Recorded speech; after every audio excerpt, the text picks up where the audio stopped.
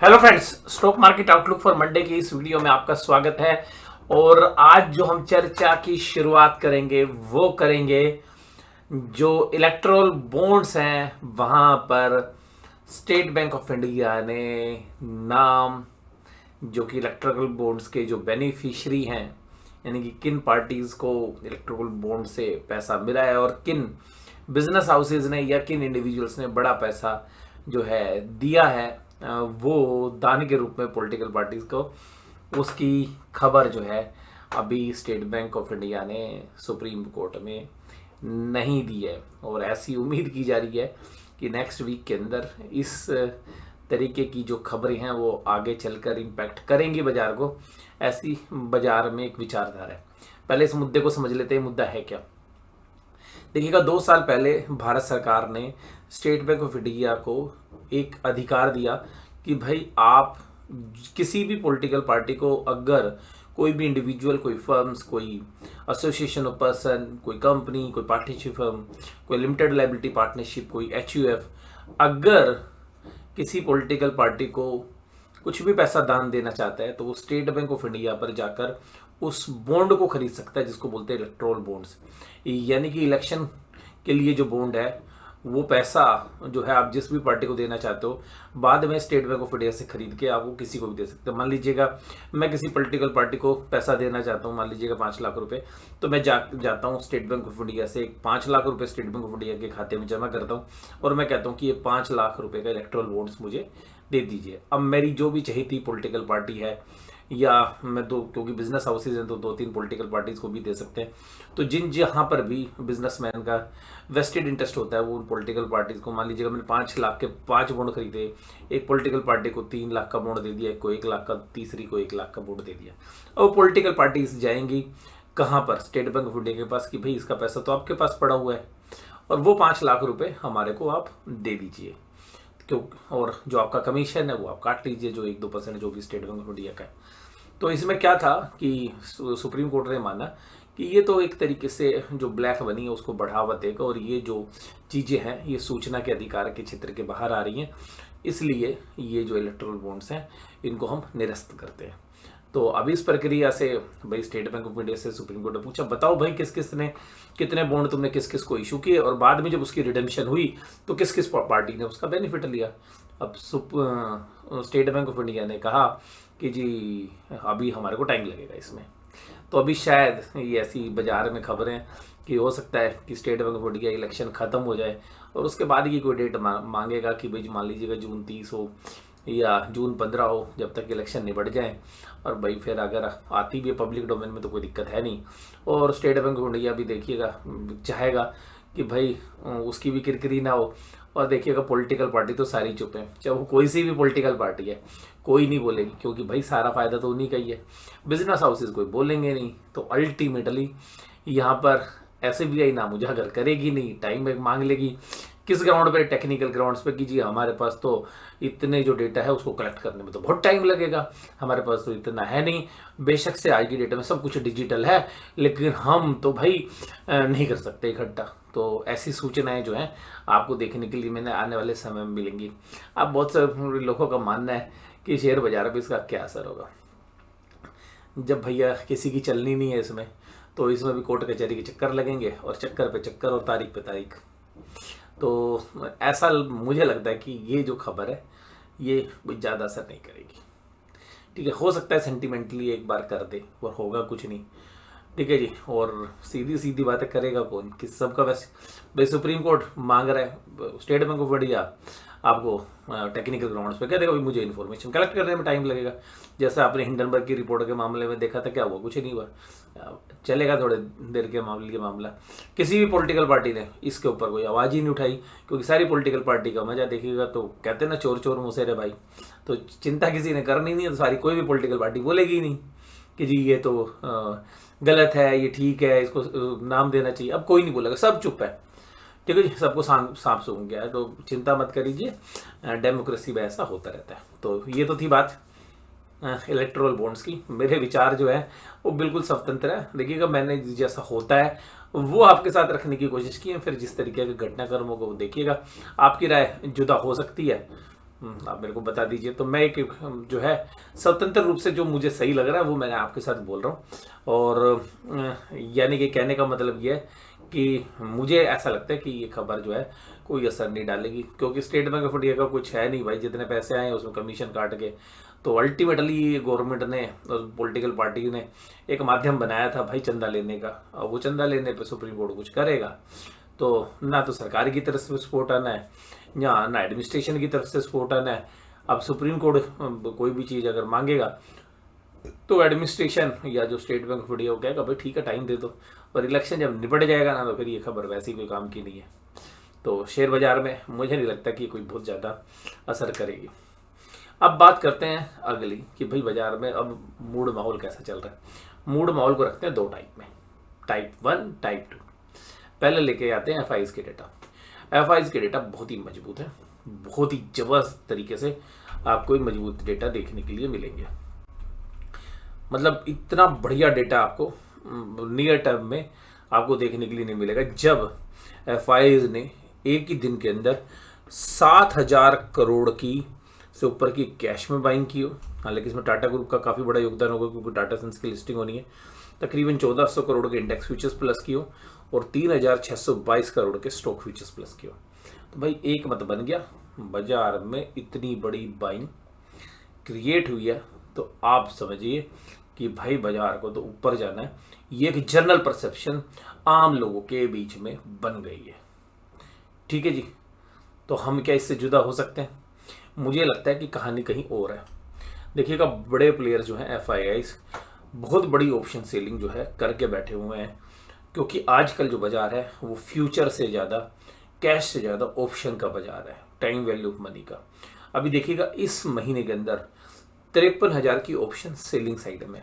तो आप वो जो डेटा है फॉरेन इंस्टीट्यूशनल इन्वेस्टर से, उससे आप ये सीधा नहीं लगा सकते कि इतना बड़ा डेटा है, इतना मजबूत डेटा है तो सीधा भैया बाजार शूटअप करेगा, राइट। दूसरी बात मैं आपको बोलता हूँ कि एक जो धड़ा है जिसके डेटा आपको यहाँ पे नहीं मिलते हैं, वो धड़ा है HNI इन्वेस्टर्स का। और ये आप मान के चलिए, चाहे वो एफआईज हैं चाहे HNI इन्वेस्टर्स हैं, ये इन्वेस्टर कम है और ट्रेडर ज़्यादा है। यानी कि आपस में एक दूसरी साइड बाजार को मूव कराने में प्रॉफिट कमाते हैं, बजाय कि बेसिकली जो इन्वेस्टमेंट होती है तो लॉन्ग टर्म की होती है। तो लॉन्ग टर्म इन्वेस्टिंग से ज़्यादा ये शेयर्स को खरीदते और बेचते इसलिए हैं ज़्यादा कि जो ट्रेडिंग के जो बेनिफिट्स हैं वो हो सके और ऑप्शंस के प्राइस को मूव कराया जा सके। और ये व्यू इस डेटा के बाद देखिएगा, ये तो कह सकते हैं कि ये बाजार जो है में जो डेटा है ये पॉजिटिव आपको नज़र आएगा। लेकिन हमने अक्सर देखा कि जब ऐसा डेटा महीने के बीच में या महीने के फर्स्ट वीक में आ जाता है, तो ये जो बड़े प्लेयर्स हैं एफआईआईज और फिर ये HNI इन्वेस्टर्स, ये मिलकर क्या करते हैं कि जो latter part of the month होता है, यानी कि जो महीने का दूसरा हिस्सा होता है, क्योंकि माल खरीदेंगे क्योंकि ट्रेडर हैं, तो ऊपर से बाजार तोड़ने के लिए भी तो माल चाहिए। तो बाजार पहले राइज करता है और फिर बहुत बुरे तरीके से टूटता है, क्योंकि सब माया ऑप्शन की माया। देखिए जो ऑप्शंस की माया है ये, तो जैसे इलेक्ट्रोल बॉन्ड्स की माया आजकल चल रही है पॉलिटिकल पार्टी के लिए, तो देखिएगा जो शेयर बाजार के अंदर जो सबसे ज़्यादा इंटरेस्टेड पार्टी है, जहाँ सबसे ज़्यादा वॉल्यूम वो ऑप्शंस में होता है। तो ये ऑप्शंस की माया है जिसकी वजह से हम ये डेटा देख रहे हैं।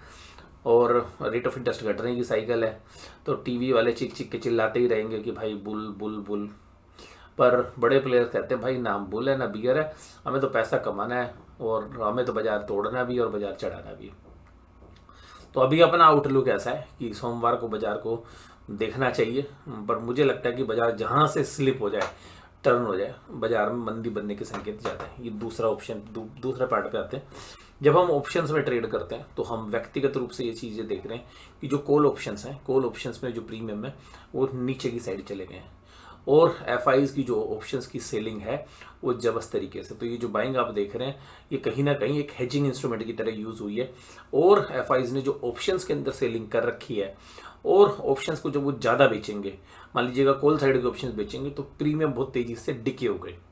मतलब सेम स्ट्राइक प्राइस के ऊपर प्रीमियम, जैसे मान लीजिएगा हम वीकली रोल ओवर करते थे कॉल्स को, तो जब हम रोल ओवर करते थे सेल साइड में, तो हमें तकरीबन 150-200 रुपये का प्रीमियम मिल जाता था, तकरीबन 700-800 दूर पॉइंट की जो स्ट्राइक प्राइस है, जो करंट प्राइस होता था उससे 700-800 पॉइंट दूर की स्ट्राइक प्राइस वाली ऑप्शंस। लेकिन इस बार वो प्रीमियम थे ही नहीं, और वो प्रीमियम बहुत ही नैरो थे, 50-60 थे, और थोड़ी सी दूर की जहाँ पे 150 रुपये के प्रीमियम होते हैं वहाँ प्रीमियम ही नहीं थे, या 10-20 रुपये के प्रीमियम थे। इसको देख के ऐसा लग रहा है कि एफआईज ने बहुत बड़ा जो है ऑप्शंस कॉल साइड में बेचनी शुरू कर दी है। और परसों पिछले 2 दिनों में ऑप्शंस के अंदर स्पेशली बैंक निफ्टी की जो कॉल ऑप्शंस हैं वहाँ पर प्रीमियम बहुत कम हो गए, नैरो हो गए। तो इसका मतलब है कि जो कॉल ऑप्शंस के बायर हैं उनका इंटरेस्ट कम है, यानी कि बाजार को ऊपर लेके जाने में, और जो बेचने वाले हैं वो एग्रेसिव है। और जो पुट कॉल रेशो तकरीबन 1.34 पे चल रही थी वो भी नीचे आ गई। क्यों? क्योंकि कॉल साइड में अच्छी सेलिंग हुई और पुट राइटर कोई था ही नहीं। तो अब हुआ क्या, पुट कॉल रेशो 1 के नीचे चली गई है। और गई क्यों है? क्योंकि कॉल साइड में एक अच्छी कॉल रेटिंग हुई है, तो जिसकी वजह से हमें ऐसा लग रहा है बाजार में यहाँ पर सेल ऑन राइज वाला जो है माहौल रह सकता है। पिछले 3-4 दिन से हम कह रहे थे कि भाई बाजार में अभी जो है ट्रेंड थोड़ा सा ऊपर की तरफ है, लेकिन अब हमें लग रहा है कि अब बाजार ऊपर जाएगा ना, तो अब बाजार के अंदर हो सकता है ऐसे 200-400 पॉइंट चले जाए। अगर थोड़ा सा एक लॉन्ग टर्म का विजन रखेंगे आप, मतलब तकरीबन 1-1.5 महीने का, तो मुझे लग रहा है कि सेलर जो है ज़्यादा बेनिफिशियल हो सकता है। बहुत ही शॉर्ट टर्म के अंदर जो है हो सकता है कि बाजार आपको एक बार ऊपर के रास्ते दिखाए, लेकिन ऊपर की जो भी अपॉर्चुनिटीज़ होंगी वो अगर 10-12 दिन के 15 दिन के ट्रेड जो लेते हैं तो वहाँ पर ऑप्शंस जो है वो सेलिंग साइड में ज़्यादा है, क्योंकि यहाँ बाइंग में जो बाजार को बाय करने में रिस्क ज़्यादा है, और अल्टीमेटली स्मॉल कैप में एक पॉजिटिव रुझान नहीं है। इस वजह से इंडेक्स में तो आपको थोड़ी सी अच्छी परफॉर्मेंस लगेगी। और टाटा ग्रुप में टाटा सन्स की लिस्टिंग की खबरों के बीच में टाटा ग्रुप के सारे शेयर्स में जो बाइंग हुई है, तो बहुत बड़ा हिस्सा ये भी हो सकता है कि जो एफआईज का जो बाइंग वाला है वो टाटा ग्रुप के शेयर्स में भी हो। जो स्टॉक फ्यूचर्स आप देख रहे हैं तो टाटा ग्रुप्स के जो शेयर्स हैं उनमें शॉर्ट कवरिंग भी हो सकती है, तो ये भी एक रीज़न हो सकता है। निफ्टी 50 22,493 बंद, केवल 19 पॉइंट की तेजी। ऊपर जो कैंडल बनी है वो एक छोटी डोजी टाइप ऑफ कैंडल्स हैं। जनरली इस तरीके की कैंडल एक शॉर्ट टर्म ट्रेंड रिवर्सल का संकेत भी देती हैं, और बाजार में जो मोमेंटम था वो वीक था। बेशक से एडवांस डिक्लाइन रेशो बहुत पॉजिटिव थी। अब Tata Motors, Bajaj finance, ITC और टाइटा स्टील जैसे शेयर स्टेज थे। देखिएगा यहाँ पर बाजार में देखिएगा जो बजाज फाइनेंस है, एचडीएफसी है, कोटक बैंक है, ये जो शेयर्स हैं ये अपने जो लॉन्ग टर्म पी वैल्यूशंस हैं, लॉन्ग टर्म चीज़ें उनके नीचे ट्रेड कर रहे हैं। तो हो सकता है कि इन कुछ शेयर्स में आपको एक पॉजिटिव रुझान देखने के लिए मिले, लेकिन जिस तरीके से पिछले हफ्ते में या पिछले 15-20 दिन में देखें, जो रेगुलेटर्स की तरफ से एनबीएफसी के ऊपर गाजगिरी है, चाहे वो जेएम फाइनेंशियल है, चाहे वो आईआईएफएल है, चाहे वो पेटीएम है, ऐसा लग रहा है कि किसी पर्टिकुलर बिजनेस हाउस को जो है एस्टेब्लिश करने में, उनकी एक एनबीएफसी को एस्टेब्लिश करने में शायद रेगुलेटर पार्टिसिपेट कर रहे हैं, ऐसे बाजार में रूमर्स हैं। मैं इस बात की सत्यता साबित नहीं कर सकता, लेकिन जो बाजार में रूमर्स हैं, हो सकता है कि इसमें जो रूमर्स हैं उसमें कुछ और सच्चाई हो, तो हो सकता है कि कुछ एनबीएफसीज के ऊपर आने वाले समय में कुछ और रेगुलेटरी प्रेशर भी देखने के लिए मिल सकते हैं। तो ये बात भी आपको नज़रअंदाज नहीं करनी चाहिए। अगली बात, last but not the least, जो मेजर पॉइंट है फंडामेंटल बेसिस पर, जो इंडियन बैंक एसोसिएशन और जो इंडियन बैंक्स की जो पीएसयू बैंक्स हैं उनकी जो यूनियंस हैं उनके बीच में एक करार हुआ है कि तकरीबन 17% का वेजेस हाइक जो है बैंक एम्प्लॉयज़ के अंदर जो पीएसयू बैंक्स हैं वहाँ पे देखने के लिए मिलेगा। तो वो उनकी जो बॉटम लाइन है, यानी कि जो प्रॉफिट्स हैं, पैट है, उनको इम्पैक्ट करेगा। और उसका रिट्रोस्पेक्टिव इफेक्ट जो है मिड ऑफ 2022-23 से है, यानी कि 2022-2023 का फाइनेंशियल ईयर से उसका रिट्रोस्पेक्टिव इफेक्ट आएगा। तो हालांकि कुछ बैंकों ने उसके प्रोविजंस बना भी रखे हैं भाई जो वेजेस हाइक होगा, लेकिन कुछ बैंकों के सफिशिएंट नहीं है। तो अल्टीमेटली ये जो है आने वाले समय में जो बाजार की जो टॉप लाइन है उसको तो इम्पैक्ट नहीं करेगा, लेकिन जो बॉटम लाइन है, प्रॉफिट है, क्योंकि जो एम्प्लॉय बेनिफिट एक्सपेंसेस हैं ऑपरेटिंग एक्सपेंसेस कैटेगरी में बैंकों के वो बढ़ते हुए नजर आएंगे। तो पीएसयू बैंकों के ऊपर हो सकता है कि आपको एक दबाव देखने के लिए मिले। एडवांस डेक्लाइन में देखिएगा तेजी की तरफ से, और ये इसलिए था क्योंकि स्मॉल कैप 2-3 दिन से टूट रहा था, तो थोड़ा सा रीबाउंड कर रहे थे। टाटा कंज्यूमर तेजी में था, टाटा स्टील तेजी में था, उसके बाद बजाज ऑटो, जेएसडब्ल्यू और यूपीएल जैसे शेयर तेज थे। कमजोरी कहाँ थी? महिंद्रा एंड महिंद्रा में, भारत पेट्रोलियम में, रिलायंस और एक्सिस बैंक में। और बैंक निफ्टी मामूली सी कमजोरी के साथ क्लोज हुआ। कैंडल यहाँ भी रेड बनी, और अल्टीमेटली ये जो एरिया है इसमें जो है सप्लाई जोन रहेगी। यहाँ पे जब तक 48,400 के ऊपर बाजार क्लोज नहीं देता है तब तक निफ्टी बैंक में हर राइज एक सेलिंग अपॉर्चुनिटी रहेगी। SBI, HDFC bank, IndusInd bank, AU small finance bank, ये सब तेजी में थे। कमजोरी ICI, एक्सिस, कोटक और IDFC फर्स्ट बैंक में थी। FIs की डेटा मैं आपके साथ डिस्कस कर चुका हूँ और DIs की भी देखिएगा बाइंग अच्छी थी 2601 करोड़ की, तो इसलिए मतलब FIs के डेटा तो बहुत बढ़िया है। और जो पुट कॉल रेशियोज हैं वो धीरे धीरे करके देखिएगा 1.2 के आसपास थी, वो गिरते गिरते अब कहाँ पर आ गई है 0.95 पे। तो ये न्यूट्रल रेशियो हो गई है, बट कॉल साइड की जो राइटर्स हैं वो एग्रेसिव हैं। इसका मतलब है कॉल साइड में प्रीमियम जो है नीचे आ रहा है और कॉल राइटर्स थोड़ा सा एग्रेसिवली माल बेच रहे हैं, मतलब कम प्रीमियम पर भी माल बिक रहा है। Dow Jones industrial average Friday के सेशन में 68 पॉइंट कमजोरी हुआ था, $82 पर ब्रेंट क्रूड आ गया और 22,500 एक ऐसा दायरा है जहां पर कॉल राइटर और पुट राइटर दोनों एक्टिव हैं और इसी स्ट्राइक प्राइस के हिसाब से नीचे भी कोई एग्रेसिवली पुट राइटिंग भी नहीं है, यानी कि तेजी वाले सौदे भी कोई खास नहीं है, ऊपर कॉल राइटर भी नहीं है, यानी कि बाजार एक अनडिसाइसिव मोड के अंदर अभी काम कर रहा है। निफ्टी बैंक में देखें तो निफ्टी बैंक में 48,000 के ऊपर एक अच्छा खासा कॉल साइड में बिल्डअप हुआ है और जहां पर कॉल साइड के जो राइटर्स हैं वो ये बांध के चल रहे हैं कि अब शायद हम 48,000 को पार नहीं करने देंगे। नीचे की तरफ देखें तो 47,500 पर जो है पुट राइटिंग हुई। जिस तरीके से PSU बैंकों की खबर है और जिस तरीके से बाजार एक नीचे से एक राइज कर चुके हैं, तो मुझे लग रहा है कि एक निफ्टी बैंक जो है एक 400-500 पॉइंट का जो है डाउनफॉल दिखा सकता है, बट हो सकता है कि एक बार बाजार 48,200 की तरफ जाए और वहां से डाउनफॉल के लिए जो है 47,500 तक के दायरे भी जो है आराम से टेस्ट कर सकता है। 47,500 पर एक अच्छी खासी पुट राइटिंग है, उसको टेस्ट करने के लिए बाजार आ सकते हैं। तो इस वीडियो में केवल इतना ही। वीडियो देखने के लिए आपका बहुत बहुत धन्यवाद। Thank you very much.